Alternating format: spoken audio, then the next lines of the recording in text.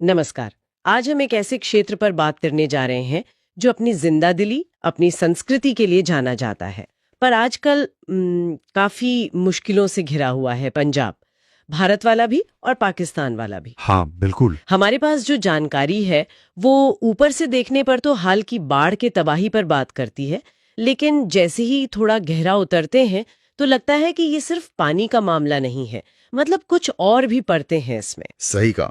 ये जो स्रोत हमारे सामने है, ये इशारा करते हैं कि जो सतह पर दिख रहा है, मतलब बाढ़, वो शायद असल मसले का सिर्फ एक पहलू है। असली जो वजह हैं, वो कहीं ज्यादा पेचीदा लगती हैं, सिस्टम से जुड़ी हुई। हाँ, तो आज कोशिश यही रहेगी कि इन उलझी हुई परतों को थोड़ा खोल कर देखें। बाढ़ ने क्या नुकसान किया वो तो है ही, पर ज्यादा ध्यान इस पर देंगे कि ये जो जानकारी है, ये गवर्नेंस, कथित भ्रष्टाचार और ये जो सियासी खींचतान है, उसके बारे में क्या कहती है। और कैसे इन सब का असर आम लोगों पर पड़ रहा है। एग्जैक्टली और सबसे मुझे लगता है चौंकाने वाली बात जो इस जानकारी में है, वो ये दावा है कि पंजाब को असल में बाढ़ ने उतना नहीं डुबोया जितना कथित तौर पर सरकारों की नाकामी, करप्शन और आपसी झगड़ों ने। तो आज इसी दावे की तह तक जाने की कोशिश करेंगे। चलिए शुरू करते हैं, फिर देखते हैं ये स्रोत हमें क्या बताते हैं। और ये समझना जरूरी भी है, क्योंकि ये जानकारी से सिर्फ एक कुदरती आफत नहीं मान रहे। ये इसे एक मानवीय संकट की तरह पेश कर रही है, जिसके कारण कई सारे हैं और शायद इंसानी हाथ भी हैं उनमें। हाँ, तो सबसे पहले वो देखते हैं जो सामने दिख रहा है, मतलब जमीनी हालात। जानकारी के मुताबिक स्थिति काफी गंभीर है। पंजाब में अंदाजा है कि कोई 1300 गांव पानी में डूबे हुए हैं। 1300 गांव, ये नंबर ही अपने आप में बहुत बड़ा है। सोचिए जरा, कितने लोगों के घर, उनकी पूरी जिंदगी की कमाई, सब पानी में। सब कुछ। और सिर्फ घर नहीं, फसलें, किसानों के लिए तो साल भर की मेहनत होती है, वो कमाई का जरिया, सब खत्म। ये आंकड़े नहीं है असल में, ये लाखों जिंदगियां हैं जो उथल पुथल हो गई हैं। तबाही का स्केल तो वाकई बहुत बड़ा लगता है। पर यहां जैसा आपने कहा, एक दिलचस्प मोड़ आता है। ये जानकारी बाढ़ को ही अकेला विलेन नहीं मानती। अच्छा। हाँ, ये कहती है कि पानी के पीछे देखो, उन वजहों को देखो जो शायद इतनी साफ नजर ना आए। तो अगर बाढ़ मुख्य वजह नहीं है तो फिर इशारा किस तरफ है? मतलब इतनी बड़ी तबाही के पीछे और क्या है? देखिए, जानकारी में ना साफ शब्द इस्तेमाल हुए हैं। लिखा है कि पंजाब के दोनों हिस्सों को, भारत वाले भी और पाकिस्तान वाले भी, भ्रष्ट सरकारों और उनकी आपसी द्वेष की राजनीति ने ज्यादा नुकसान पहुंचाया है। अच्छा, आपसी द्वेष की राजनीति। हाँ, ये शब्द हैं। और उपेक्षा, मतलब नजरअंदाजी, इसका जिक्र भी बार बार है। तो मतलब ये निकलता है कि भाई बाढ़ तो आई, वो एक नेचुरल चीज थी, पर शायद उसका असर इतना बुरा ना होता अगर, जैसा कहा जा रहा है, एडमिनिस्ट्रेशन ठीक होता, तैयारियां होती, या फिर बचाव का काम टाइम पर और असरदार तरीके से होता। यानी ये जानकारी ये कह रही है कि बाढ़ तो आई, लेकिन इंसानी और सिस्टम की कमियों ने इसे एक बड़े संकट में बदल दिया। ये तो बहुत सीरियस बात है। बिल्कुल। क्या इसमें कुछ और बताया गया है कि ये उपेक्षा या भ्रष्टाचार कैसे कैसे काम कर रहा था? क्या कुछ उदाहरण है? देखिए, सीधे सीधे बहुत टेक्निकल डिटेल्स तो नहीं है, पर इशारा है। जैसे हो सकता है कि नदी के जो बांध या तटबंध हैं, उनका रखरखाव ठीक ना हो, या वार्निंग सिस्टम उतना कारगर ना रहा हो। राहत के कामों में देरी, या क्या कहते हैं, बंटवारे में तरफदारी, इसके भी इशारे हो सकते हैं, हालांकि खुलकर नहीं कहा गया। और ये जो आपसी द्वेष की राजनीति है, ये बताता है कि शायद पॉलिटिकल चक्करों में फैसले अटके रहें। हाँ, ऐसा हो सकता है। जरूरी रिसोर्स या कोऑर्डिनेशन पर असर पड़ा हो। और ये भी कहा गया कि ये मसला सिर्फ एक तरफ का नहीं है। बॉर्डर के दोनों तरफ के तनाव और दोनों तरफ की सरकारों की कथित नाकामियां, ये मिलकर इस पूरे पंजाब को, जिसकी संस्कृति एक है, नुकसान पहुंचा रही हैं। ये तो ऐसी त्रासदी लग रही है जिससे सरहदें भी नहीं रोक पाई, और जिसे शायद इंसानी गलतियों ने और गहरा कर दिया। और इसी सिलसिले में मुझे लगता है जानकारी में एक लाइन है जो शायद पूरी सिचुएशन की गंभीरता और इसके पीछे के कथित कारणों को एक साथ सामने रखती है। मुझे पढ़ते हुए भी ये बहुत चुभी थी। कौन सी? इसमें लिखा है, दोनों पंजाबों को बाढ़ ने नहीं, भ्रष्टाचार और आपसी झगड़ों ने डुबाया। मेहनकश जनता की चीखें बांधों से ऊंची हैं, मगर सरकारों के कान बहरे हैं। ये पंक्तियां अपने आप में बहुत ताकतवर है। वाकई बहुत वजन है इन पंक्तियों में। अगर हम इन्हें थोड़ा समझने की कोशिश करें तो ये सिर्फ कोई इमोशनल बात नहीं है, ये सीधे सीधे पूरे सिस्टम पर, गवर्नेंस पर एक सवाल है।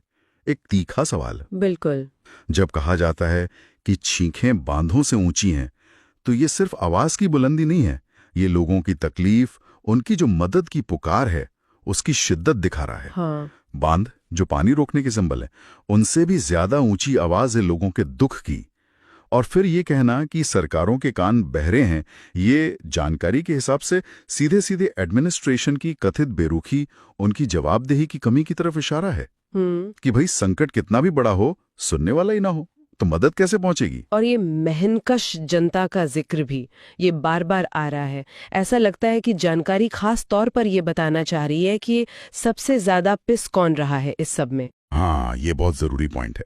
जब ये जानकारी मेहनतकश जनता कहती है तो इशारा साफ है, वो लोग जो मेहनत मजदूरी करके रोजी रोटी कमाते हैं, किसान, खेतीहर मजदूर, दिहाड़ी वाले, छोटे कारीगर, यानी समाज का वो तबका जिनके पास साधन कम होते हैं, जिनकी माली हालत वैसे ही बहुत मजबूत नहीं होती। और जानकारी बार बार इन्हीं का जिक्र करती है। क्यों? मतलब क्या कनेक्शन है?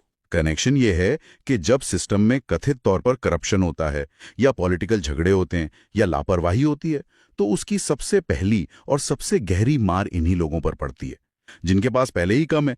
वो ऐसी आफतों और कथित सरकारी सुस्ती का डबल बोझ नहीं उठा पाते। उनकी आवाज, जैसा वो लाइन कहती है, कितनी भी बुलंद हो, वो अक्सर सत्ता के गलियारों तक पहुंचते पहुंचते दब जाती है या अनसुनी कर दी जाती है। उफ, ये तो वाकई बहुत दुखद तस्वीर है। लेकिन मुश्किल वक्त में अक्सर कुछ अच्छी चीजें भी होती हैं, कुछ उम्मीद की किरणें। जानकारी में ये भी बताया गया है कि कुछ संगठन मदद के लिए आगे आए हैं। हाँ, बिल्कुल।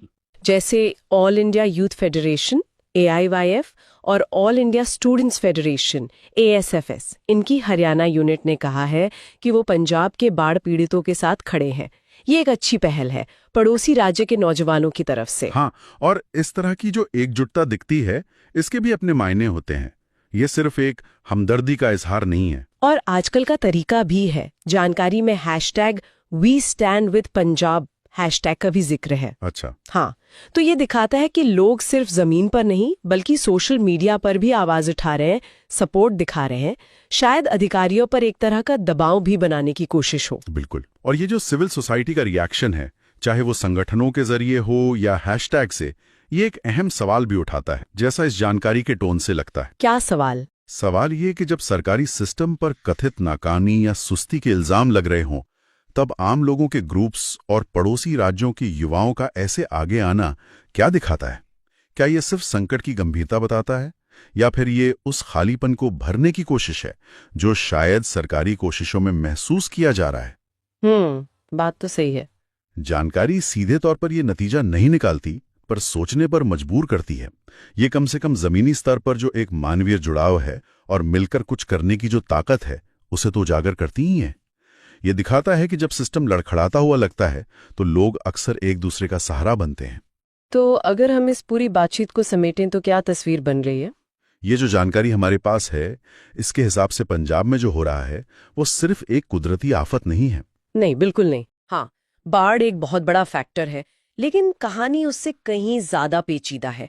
ये एक ऐसे संकट की तस्वीर है जहां कुदरत के कहर के साथ साथ कथित तौर पर इंसानी गलतियां भी जुड़ गई हैं, जैसे भ्रष्टाचार, राजनीतिक झगड़े, सिस्टम की लापरवाही। और इस डबल मार का सबसे भारी बोझ उठा रही है आम मेहनतकश जनता। और ये उस विरोधाभास को भी सामने लाता है कि कैसे एक ऐसा इलाका जो अपनी खुशहाली, अपनी जिंदादिली के लिए जाना जाता है, आज इतनी तरह की मुश्किलों से घिरा हुआ है। आपने बिल्कुल सही निचोड़ निकाला। ये जानकारी हमें इसी उलझी हुई तस्वीर के साथ छोड़ती है। एक संकट जहां कुदरत और इंसान की बनाई मुसीबतें आपस में गुथी हुई हैं। लेकिन जो बात सबसे ज्यादा परेशान करने वाली लगती है वो ये कि इस पूरे संकट का वजन बहुत ही गैर बराबर तरीके से बटा हुआ है। हाँ। सारा बोझ उन मेहनतकश लोगों पर है जिनकी आवाजें इस जानकारी के मुताबिक ऊपर तक नहीं पहुंच पा रही। ये सिर्फ खेत और घर बह जाने की कहानी नहीं है, ये कहीं ना कहीं सिस्टम पर भरोसे के टूटने की कहानी भी लगती है, जैसा ये जानकारी दिखा रही है।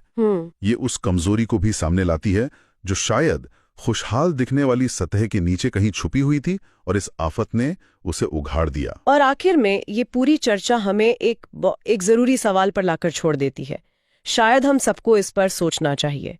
जानकारी कहती है कि लोगों की चीखें बांधों से भी ऊंची हैं, पर सरकारें बहरी लगती हैं। तो ऐसे में जहां पहले से ही राजनीतिक बंटवारा हो, कथित भ्रष्टाचार की बातें हों, वहां ये कैसे पक्का किया जा सकता है कि जो सबसे ज्यादा प्रभावित है, जो सबसे कमजोर है, उनकी आवाज सुनी जाए? ये बहुत बड़ा सवाल है। उन तक असली मदद कैसे पहुंचे?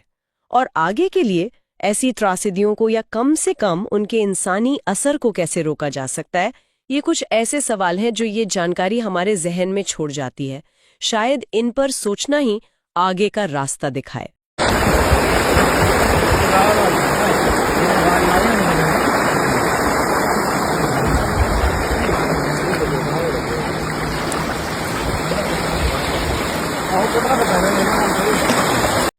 ऑल इंडिया यूथ फेडरेशन और Bhagat Singh national employment guarantee act समर्थक पंजाब सरकार और प्रशासन से अपील करते हैं कि फाजिल्का के कावनवाली पट्टन पुल की गंभीर स्थिति को तुरंत संज्ञान में लिया जाए।